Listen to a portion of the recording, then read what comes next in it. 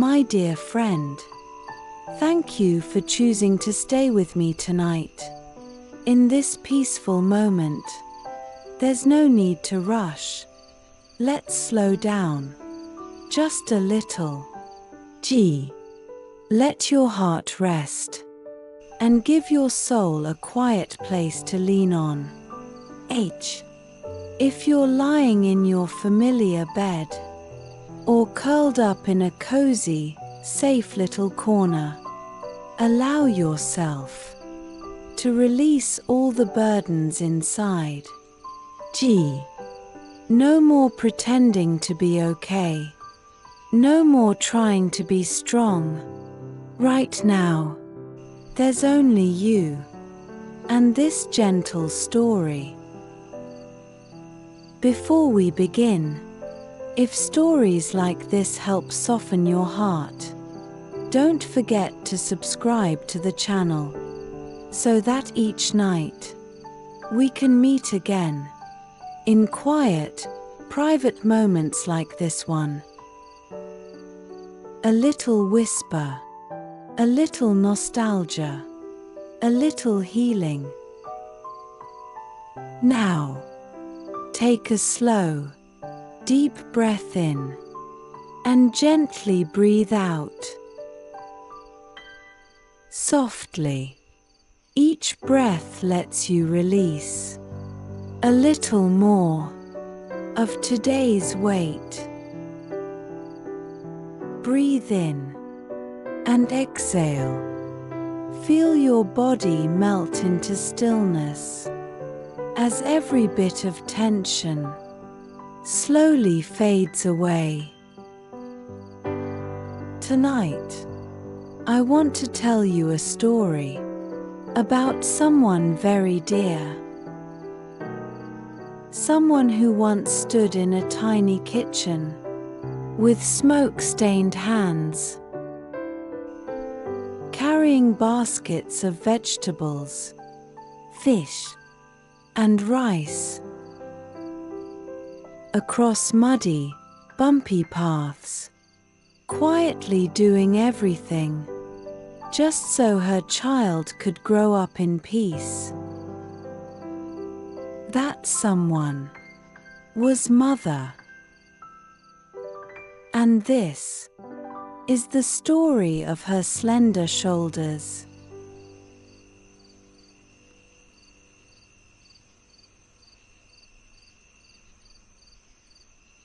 Early morning. The sky hasn't yet brightened. A heavy mist wraps around the narrow alley, like a thin blanket spread across the village. The air is so cold, even the softest cough echoes far into the silence. The wind isn't wild, but it sneaks into every fold of clothing, as if curious. Who dares wake up earlier than the sun? And Mother is always the first to rise. In the little kitchen at the back of the house, the charcoal stove flickers softly, casting a warm, trembling light onto the wall, outlining her slender figure like ink spreading on a watercolor painting. Mother moves quickly, tying up bundles for the market. The creaking sound of the bamboo pole breaks the stillness of the morning, sharper than the wind howling outside. Her old jacket is frayed at the shoulders, the seams loosened, revealing the faded fabric underneath. There's a small burn mark on her sleeve, a trace from the many times she stirred the glowing charcoal. Her slippers make a quiet slapping sound across the yard, passing the creaky wooden gate with a soft "er." And then, slowly, she disappears into the mist. At that moment, I was still asleep, curled up under an old blanket that smelled faintly of June sunlight.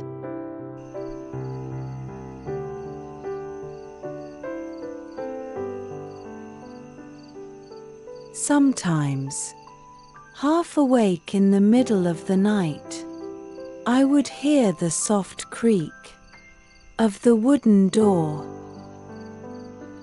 and then drift back to sleep, comforted by the distant rhythm of the bamboo pole swaying gently on Mother's shoulders. She was going to the market, not to buy, but to sell.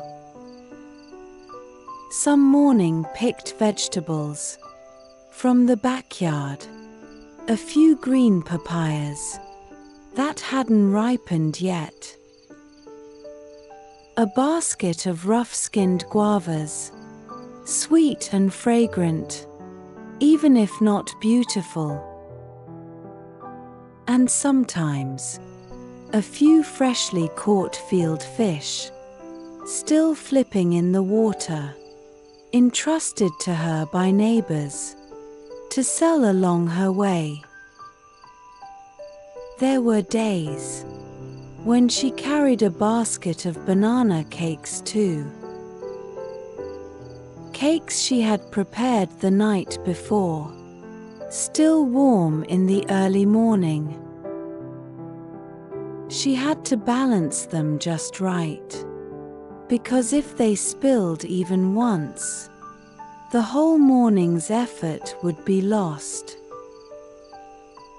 And on those mornings, Mother's shoulders were drenched in dew, her back hunched low, pressed beneath the weight of the old bamboo pole,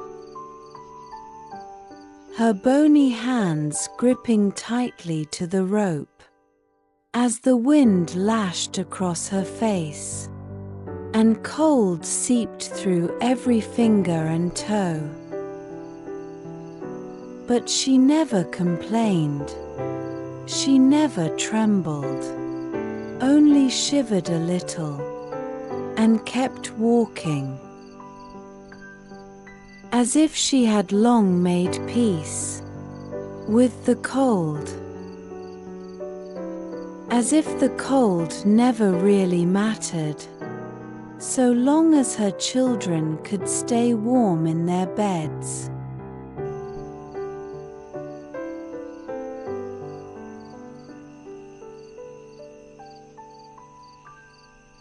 Someone once asked her, "Why don't you wait until sunrise to go?" Mother just smiled, a crooked little smile, but warmer than any morning light. Because she knew, once the sun was up, the good spots would be taken. No spot meant no sales. No sales meant no way to care for her children.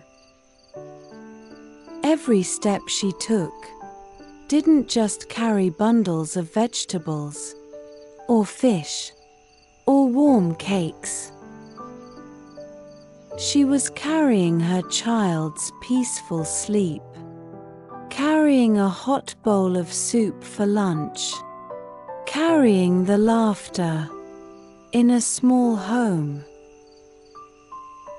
where the children had no idea that in order for the day to begin gently,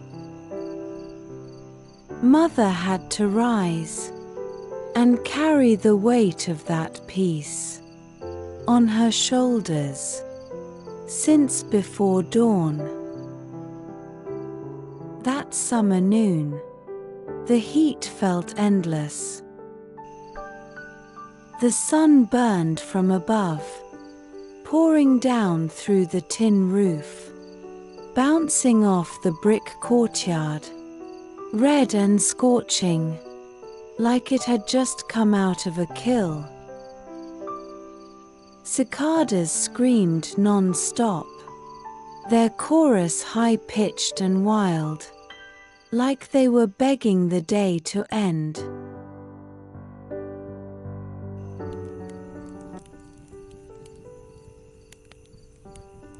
I stayed inside, hiding behind a thin curtain, watching through the light. And there she was. Mother, bent low, sorting through a pile of straw she'd brought back from the edge of the rice fields. Her back, I still remember, curved like the edge of a waning moon. Her dark cotton shirt was soaked, clinging tightly to her back, like sweat had turned it into second skin. Each movement she made seemed to stretch the fabric tighter, as if her body and the heat were melting together. She was drying straw, spreading it out, evenly, gently, handful by handful. Her hands moved fast, her eyes scanned quickly, checking for patches that hadn't dried yet. The old conical hat couldn't cover her whole face. Sweat rolled down her sunburned cheeks, gathering at her chin, then dripping down, again and again. Even from inside, I could feel the heat bouncing up from the bricks. It stung my eyes, just watching her. But Mother kept working, kept moving, without a word, without stopping. I once asked her, "Mom, what do you do with all that straw?" She smiled and said gently, "To cook rice, to roast sweet potatoes, sometimes to wrap around the bamboo shoots I picked behind the house." It all sounded so simple. But behind those few soft words were countless dawns, when she rose early to pull up bundles of rice seedlings. Afternoons when she walked beneath the burning sun, hauling load after load of straw. Her hands numb from the rope's pressure, her shoulders aching from the weight of sweat and sun. That summer noon, while cicadas screamed in waves, and the sunlight felt like molten metal pouring from the sky, her shoulders bent low again. Not just carrying bundles to sell, but carrying the heat of midday itself. That unbearable, blazing heat, turned by her hands into dry straw that would one day feed the fire, that would one day cook a meal to warm her children's bellies. Every time I think of her, I see that back, silent, small, yet carrying an entire summer's weight. her shoulders soaked in sweat, but never once did she complain. Her sunburned hands, still gentle, when she stroked my hair.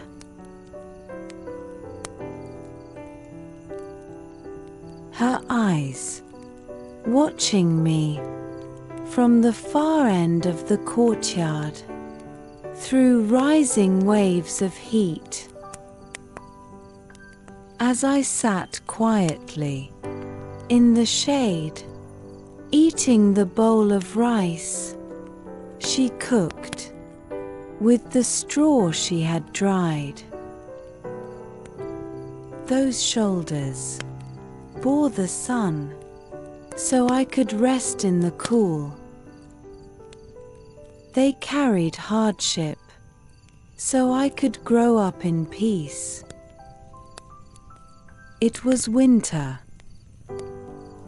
The rain didn't pour, it just fell gently, quiet, cold, like tiny needles pricking the skin. The thatched roof above us was thin. Each drop fell with a clear, sharp sound, landing on the wooden floor, echoing through the silence. Outside was freezing, but inside the kitchen, it was warm, almost magical. The kitchen was tiny, its walls made of rough clay, but there was always fire.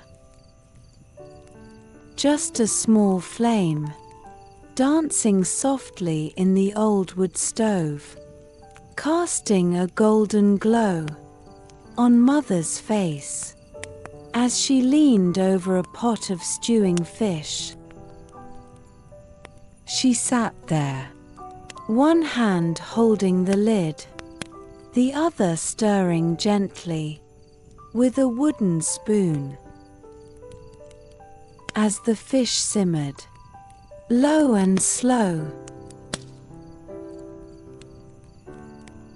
the smell filled the whole house, salty, sweet, a hint of pepper at the tip of the nose.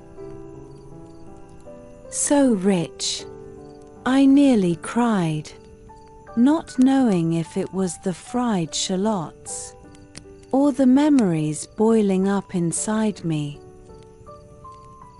The fire flickered gently, casting light on Mother's shoulders. Her old wool sweater had a tear along the back, just a small hole, but whenever she coughed, her shoulders trembled slightly,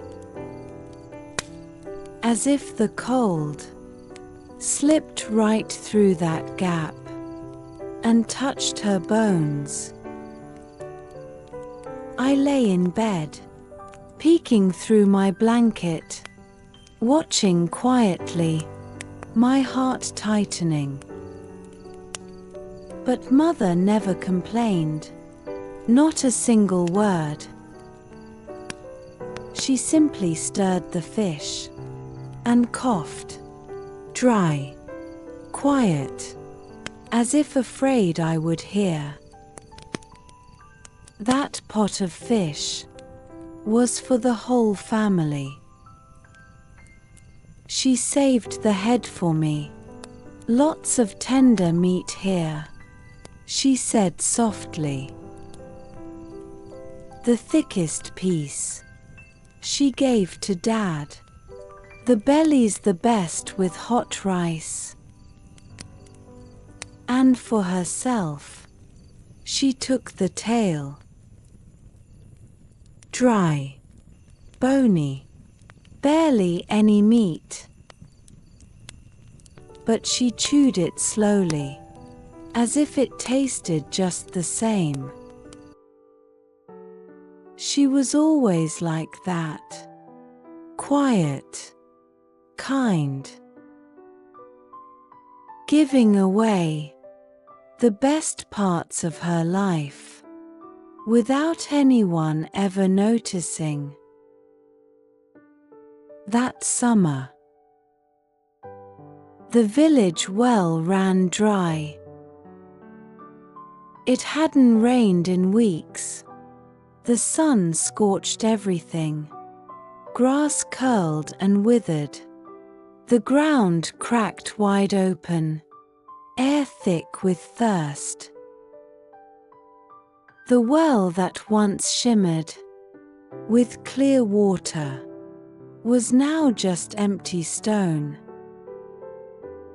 Everyone in the village had to walk far, down to the foot of the hill, to find a tiny spring, still holding water.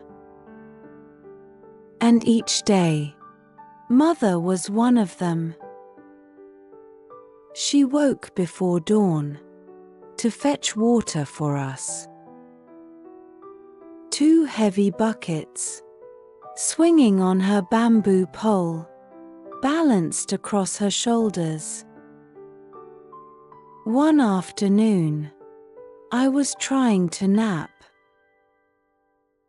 but the heat was too much. Everything stuck to my skin. Sheets, sweat, air. Then I heard it. A sharp, dry sound outside. Thud. I jumped up and ran to the yard. There she was, sitting on the burning bricks, her hands trembling as she wiped sweat from her brow. Her shirt was soaked, clinging to her back, and across her shoulders I saw them. Deep red marks, raw and swollen, where the ropes had dug in.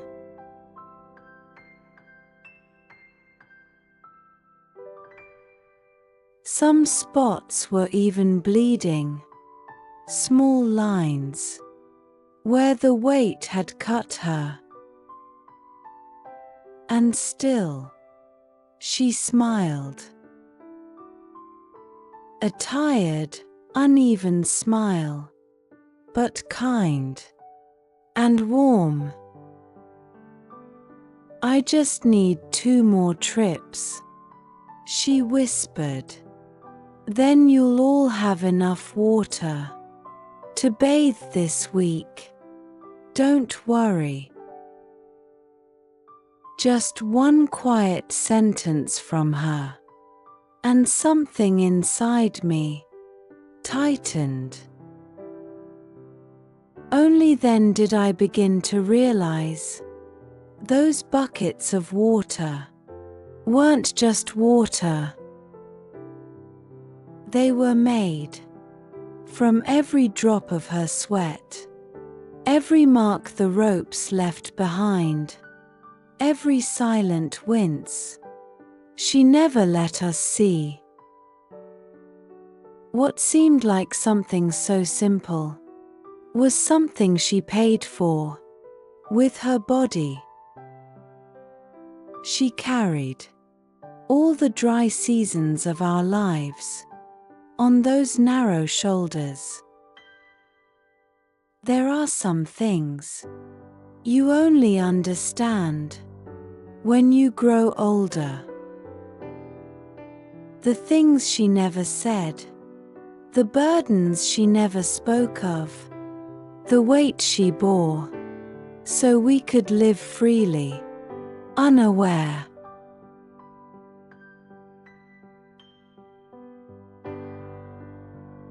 Even now, when I look back, I still see her, trembling in the summer sun, bamboo pole lying beside her,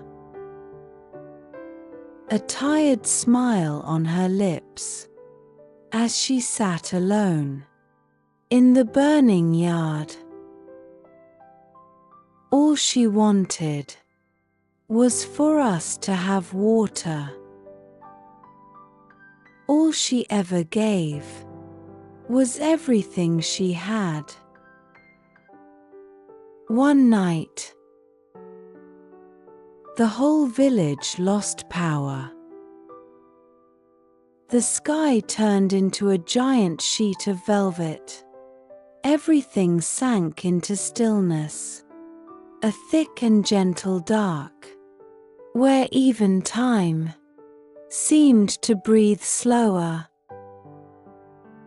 Inside our home, there was only a tiny oil lamp, its flame weak and flickering, but somehow it felt enough. I lay on the bamboo mat, head resting on my arm, half awake, half dreaming. And there she was, Mother, sitting quietly near the edge of the bed, beside the oil lamp, holding a needle in one hand and my old, torn school shirt in the other. That shirt, I had worn it all year. It was so worn. A strong breeze could have split the seams. Still, she didn't want to throw it away. She smiled gently and whispered, "It just needs a little patch. It'll be good as new." The lamp's dim glow trembled with each breath, casting her shadow onto the clay wall, a moving silhouette, fragile and timeless, like something painted in memory.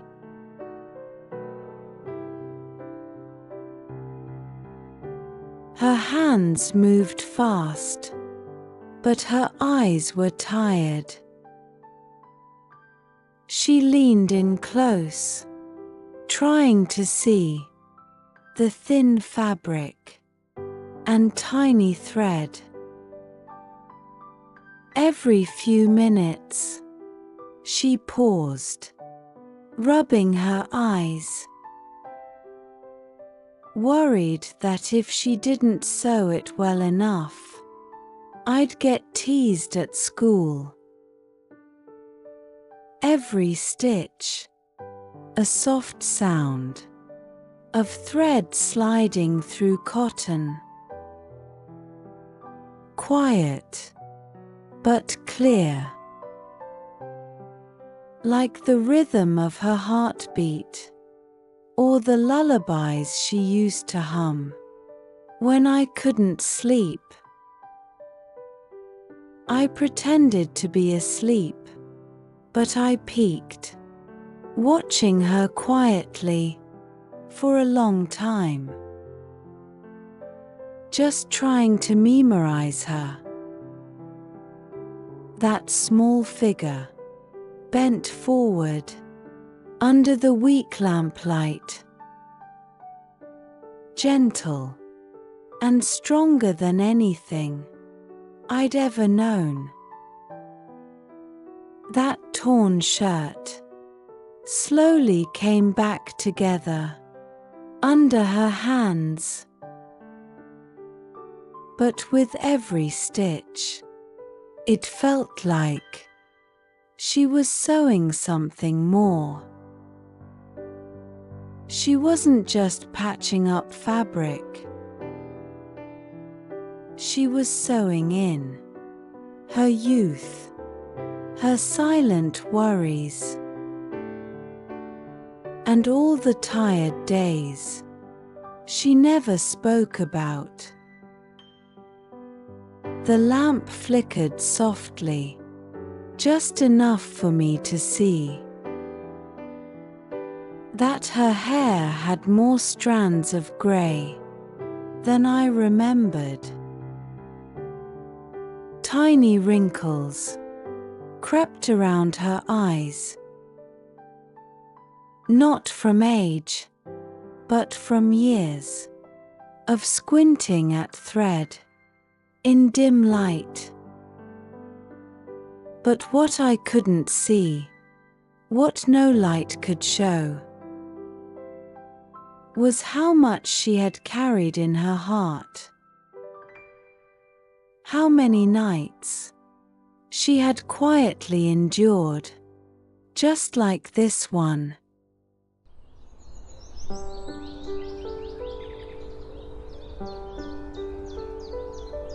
She stayed up late, mending that shirt, until the oil lamp nearly burned out, and I had fallen into deep sleep. The next morning, when I woke, that old shirt was folded neatly beside my pillow, as if it had never been torn. Only her eyes looked red from the long night, from lost sleep. But she smiled, that same gentle smile, like nothing had happened. And only much later did I truly understand. She wasn't just sewing a shirt. She was stitching up the gaps in our childhood, the missing pieces of comfort, the worn-out parts of life, so we could grow up warm and safe and whole. That morning, the mist hadn't lifted yet. It clung gently to the alley, to the grass blades near the porch. The autumn breeze swayed the bamboo leaves, as if trying to hold back time, just for a little longer. In front of the house, Dad's old motorbike was loaded with bags.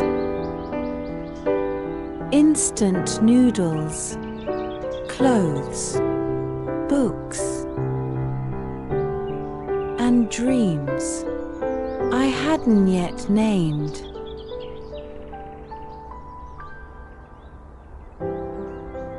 I stood next to it, checking my backpack, chatting with Dad, eyes sparkling with excitement. But Mother, she didn't say a word. She stood behind the door, quiet, watching. Her thin hand rested gently on the old wooden post by the wall. Morning light filtered through the cracks, casting a soft golden hue over her hair. And that's when I saw it. More grey strands than I ever noticed before. She didn't smile. She didn't cry. She just looked at me, as if one step closer, and she might not hold back the tears. I turned and called, "Mom, I'm going now." She didn't answer right away, just nodded softly, with a fragile smile, one that trembled but still glowed warm. The engine started. I climbed on the back, and as the bike rolled down the alley, I turned for one last glance. Through that little door, she was still there. Her shoulders shook slightly, her head bowed, and her hair fell across her eyes. I didn't understand then why she didn't come out to wave goodbye, why she only watched from behind the door without a word.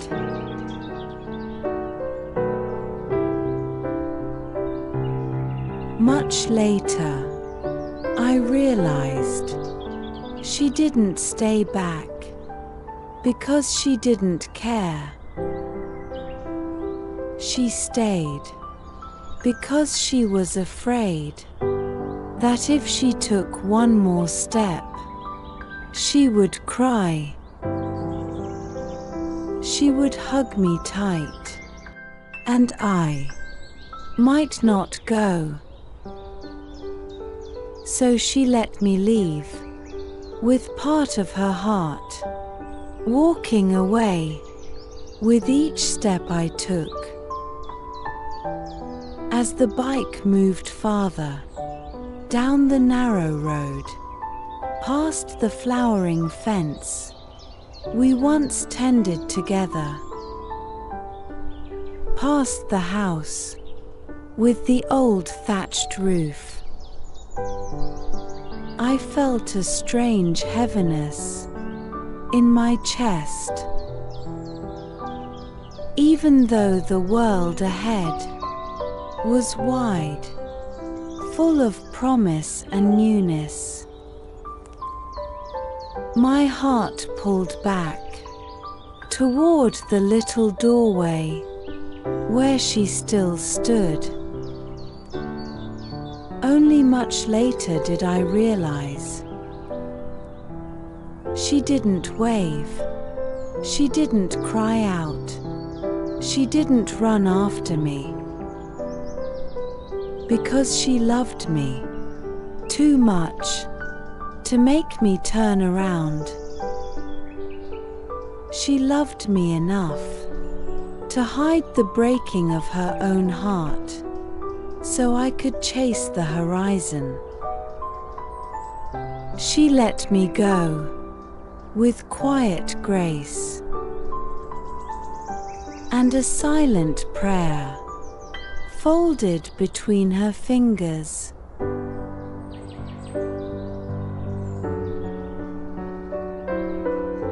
All the things I didn't understand back then.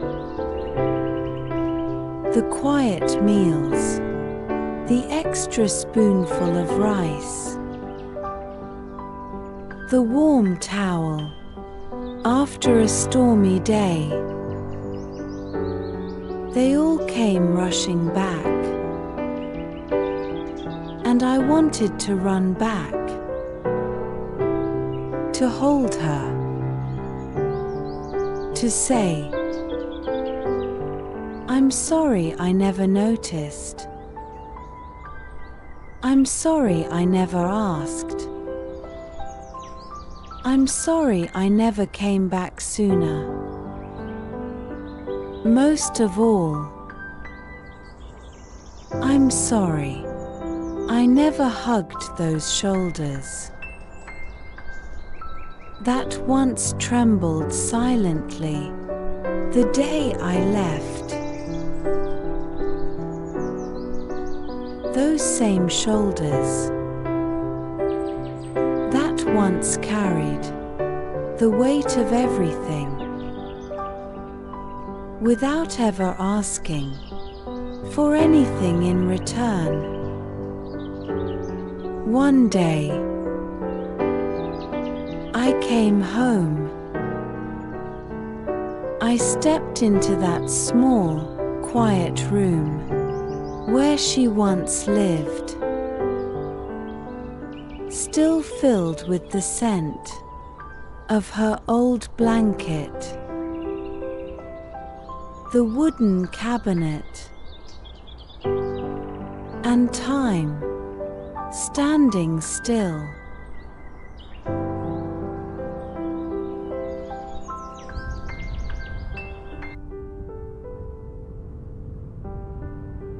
In the corner, I found an old photo album, its cover dusty and edges curled. I picked it up gently. As I turned the pages, the past came back. Grainy photos, yellowed corners, frozen smiles, half-forgotten faces. Then I saw it. A single photo that made everything pause. It wasn't posed. It wasn't clear. But I knew it was her. Mother, captured from the side, carrying 2 heavy buckets of water across the brick yard at sunset. Her shadow stretched long on the ground, her thin arms gripping the rope tight, and the fading sunlight wrapped her in a golden softness that somehow made her look both strong and fragile. Her shirt was faded, her shoulders slightly hunched, and the skin on the back of her neck burnt dark from years beneath the sun. She stood there, mid-step, alone in a silent world that no one thought to notice.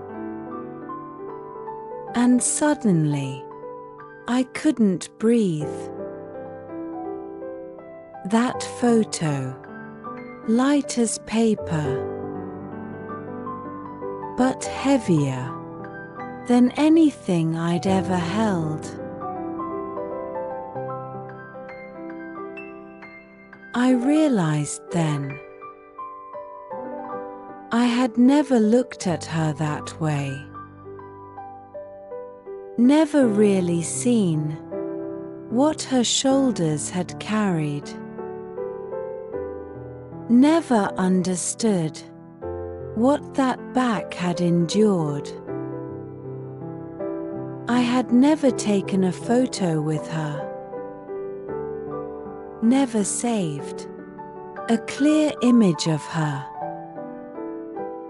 In those days, when life was hardest. But that single photo was enough. Enough to make my heart ache with a sadness I couldn't name. Enough to show me how blind I had been. Her shoulders, they had carried water when the well ran dry, carried straw under the noon sun, carried vegetables and fish before dawn broke, and most of all, they carried me, my childhood, my dreams. my careless, quiet joy that she protected without ever asking for thanks.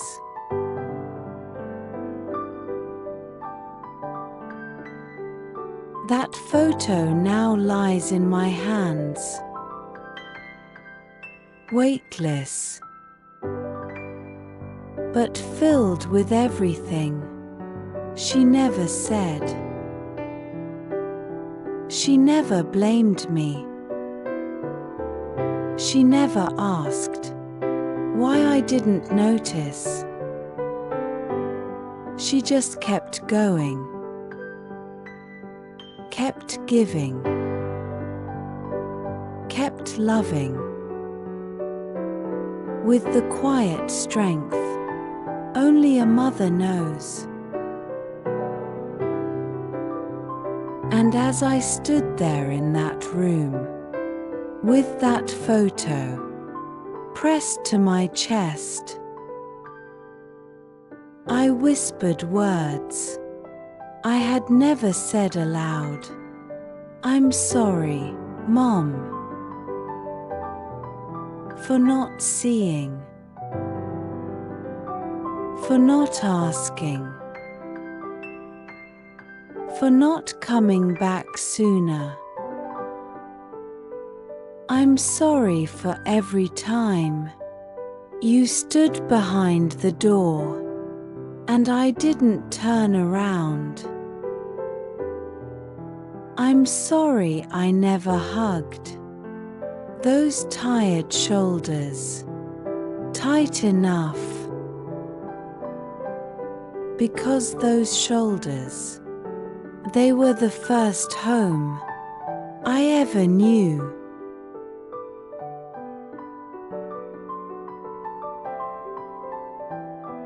That night, I fell into the deepest sleep in a long, long time. And in that dream, I was home again. Not the house in the city, not the dorm, or the office, or any place with bright lights, but home, where the earth smelled of rain, where the wind carried the scent of rice fields, where the sky was wide and the sun rose soft and slow. I stood in the middle of a golden field. The rice swayed gently in the breeze, whispering like lullabies from childhood. And far ahead, she stood there, not hunched, not tired, not with faded shirts or calloused hands. She wore a flowing white dress. Her hair was tied neatly. Her eyes, so clear, so calm, and her shoulders, once bent from the weight of the world, were straight, light, like mist on a quiet morning. She turned and smiled at me, didn't say a word. She didn't need to, because in that one look, I heard everything. I'm okay now. You can rest. I'm still here. In every breath you take,